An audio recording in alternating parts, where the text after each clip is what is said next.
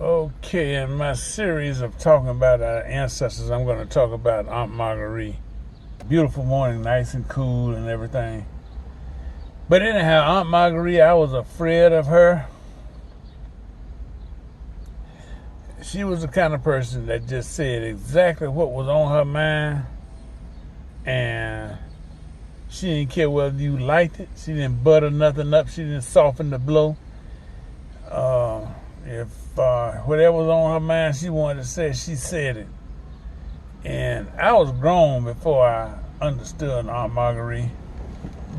But Aunt Margaree would make these nut cakes. And she would make something called tea cakes. And I used to love to go there and get them nut cakes. She'd make the nut cake once a year. And then she'd make the tea cakes. Like she always had some of them available. But again, I was afraid of Aunt Margaree, man.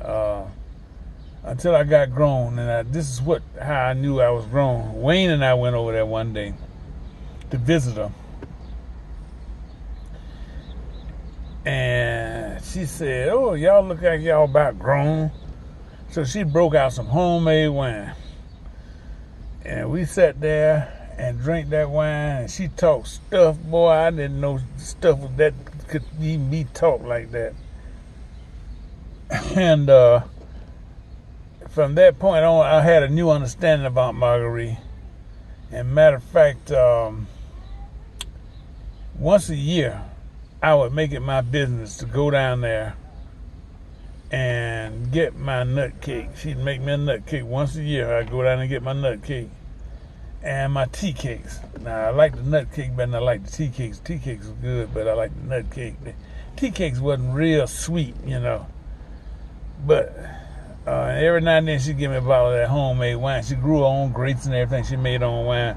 She wasn't too generous with that wine. She didn't let you drink some, but she wouldn't give you no bottle of it to take home or nothing like that. But she'd make that nut cake for me. That was the best nut cake. And like I said, the day came that Aunt Margaree went on and passed and everything. What is this? Okay. But now that's just my little spiel. And she had a look all people that lived down south had a garden out back and a hen house, most of them.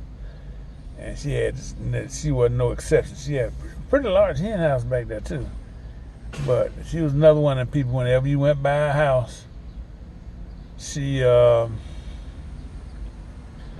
always had something on the stove.